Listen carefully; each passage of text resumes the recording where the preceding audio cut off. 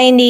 ఈరోజు వీడియో వచ్చేసి యమ్మీ యమ్మీ restaurant style chicken biryani. ఇలా చికెన్ బిర్యానీ చేసి పెట్టారంటే ఇంటిల్లిపాది మిమ్మల్ని పొగడకుండా ఉండరండి. అంత అద్భుతంగా ఉంటుంది. మరి టేస్టీ చికెన్ బిర్యానీని ఎలా తయారు చేసుకోవాలో చూసేద్దామా? దీనికోసం 3/4 కేజీ వరకు చికెన్ తీసుకున్నాను. దీంట్లోనే 2 జాయింట్స్ ఉండేలా చూసుకున్నాను. ఈ చికెన్‌ని 2, 3 సార్లు బాగా వాష్ చేసుకున్న తర్వాత మ్యారినేట్ చేసుకోవడం కోసం ఈ పొడులన్నీ కలుపుతున్నాను. దీంట్లోని 1.5 స్పూన్ వరకు ఉప్పు వేసుకుంటున్నాను. అలాగే 1.5 స్పూను కారాన్ని వేసుకుంటున్నాను. ఉప్పు అనేది ఇక్కడ నేను కల్లుప్పు వేసుకుంటున్నానండి. సాల్ట్ వేసుకుంటే కాస్త తగ్గించి వేసుకోండి. అలాగే 1 స్పూన్ ధనియాల పొడిని, కొద్దిగా పసుపు, 1 స్పూన్ చికెన్ మసాలా, కొద్దిగా యాలకుల పొడి, కొద్దిగా జీలకర్ర పొడి, కొద్దిగా దాల్చిన చెక్క పొడిని కూడా తీసుకొని ఈ పొడులన్నింటినీ చికెన్‌లోకి వేసుకోవాలి. అలాగే 2 స్పూన్ల వరకు అల్లం వెల్లుల్లి పేస్ట్‌ని, కొద్దిగా నెయ్యి, నూనె కలిపి అవి కొద్ది చిన్న కప్పుతో వేసుకుంటున్నాను. అలాగే 1 కప్పు వరకు పెరుగుని వేసుకుంటున్నాను. ఇవన్నీ చికెన్‌కి పట్టేలాగా బాగా కలుపుకొని మూత పెట్టేసి కనీసం 1 గంట అయినా మ్యారినేట్ చేసి ఉంచుకోవాలి. మరొక గిన్నెలోకి 1/2 కేజీకి కాస్త ఎక్కువగా బాస్మతి రైస్‌ని తీసుకున్నాను. దీన్ని 2, 3 సార్లు బాగా వాష్ చేసి ఈ బియ్యం అంతా మునిగేంత వరకు నీళ్లు వేసి అరగంట సేపు నాననివ్వాలి. ఇప్పుడు అడుగు కాస్త మందంగా వెడల్పుగా ఉన్న ఏదైనా పాత్రను పెట్టుకోండి. నేనిక్కడ బిర్యానీకి పాత్రను ఎక్కువగా యూజ్ చేస్తూ ఉంటాను. దీంట్లోని కాస్త నెయ్యి, నూనె వేసి కొద్ది జీడిపప్పు పలుకులు, అలాగే హోల్ మసాలా వేసుకుంటున్నాను షాజీరాతో సహా. ఇవి ఒక్కసారి కలిపేసుకొని పెద్ద ఉల్లిపాయని నిలువుగా తరుక్కొని ఆ ఉల్లిపాయ ముక్కలు కూడా వేసేసి వేయించుకోవాలి. దీంట్లో ఉండే జీడిపప్పుని సైడ్కి తీసేస్తాను. ఇవి కాస్త వేగిన తర్వాత మ్యారినేట్ చేసుకున్న చికెన్ కూడా వేసేసి మూత పెట్టి పావుగంట సేపు మీడియం ఫ్లేమ్లో అలా వదిలేసేయండి.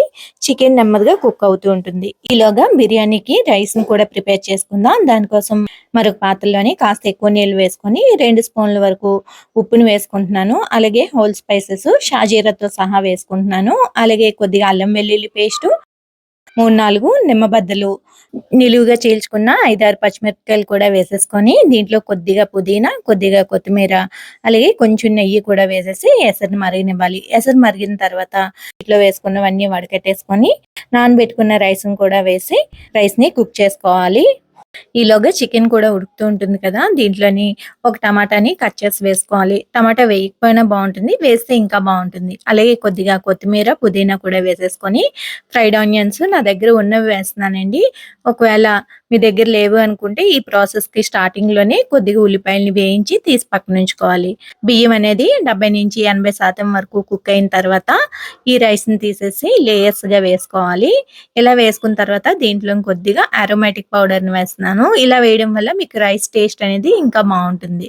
సెకండ్ లేయర్ కూడా వేసేసి కొద్దిగా కొత్తిమీర, పుదీనా, ఫ్రైడ్ ఆనియన్స్ వేసుకొని వేయించి ముందు తీసి పెట్టుకున్న జీడిపప్పు పలుకులను కూడా వేసేసి వేడి నీళ్ళలో కొద్దిగా కుంకుమ పువ్వు వేసుకున్నానండి. ఆ వాటర్‌ని కూడా వేస్తున్నానన్నమాట. దీంతో పాటు రైస్‌ని ఉడికించుకున్నప్పుడు ఉన్న వాటర్‌ని కూడా 2 గంటల వరకు వేసుకున్నాను. చివరగా కాస్తంత నెయ్యి కూడా వేసేసుకొని కొద్దిగా యాలకుల పొడిని, దాల్చిన చెక్క పొడిని లైట్‌గా స్ప్రింకిల్ చేసి మూత పెట్టేసి దమ్ పెట్టుకుంటున్నాను. అట్ల రేకు పైన బిర్యానీ గిన్నెని పెట్టేసి మూత టైట్‌గా పెట్టేసుకొని కంప్లీట్‌గా లో ఫ్లేమ్‌లో 45 మినిట్స్ వరకు కుక్ చేసుకోవాలి. తర్వాత స్టవ్ ఆఫ్ చేసేసి పావుగంట తర్వాత మూత తీసి చూస్తే ఈ వాసనకే ఎప్పుడెప్పుడు తిందామా అని ఇంట్లో వాళ్ళందరూ ఎదురు చూస్తూ ఉంటారు. అంత బావుంటుందన్నమాట. ఇక టేస్ట్ విషయానికొస్తే అస్సలు రాజీ పడేదే లేదు.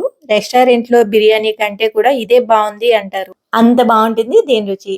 డెఫినెట్‌గా మీరు కూడా ట్రై చేసి మీ ఇంటిల్లిపాదిని ఖుషి చేయండి. వాళ్ళ మెప్పుని పొందండి. మీరు ట్రై చేసిన తర్వాత మీకెలా వచ్చింది అనేది షేర్ చేసుకోవడం మాత్రం మర్చిపోకండి. అలాగే మీకు ఎలాంటి బిర్యానీ రెసిపీస్ కావాలి అనేది కూడా మాతో షేర్ చేసుకోండి. తప్పకుండా ముందు ముందు వీడియోస్‌లని వాటిని కూడా చేసి చూపిస్తాను. వీడియో నచ్చితే లైక్ చేయండి. మీ ఫ్రెండ్స్ అండ్ ఫ్యామిలీతో షేర్ చేసుకోండి. Thanks for watching.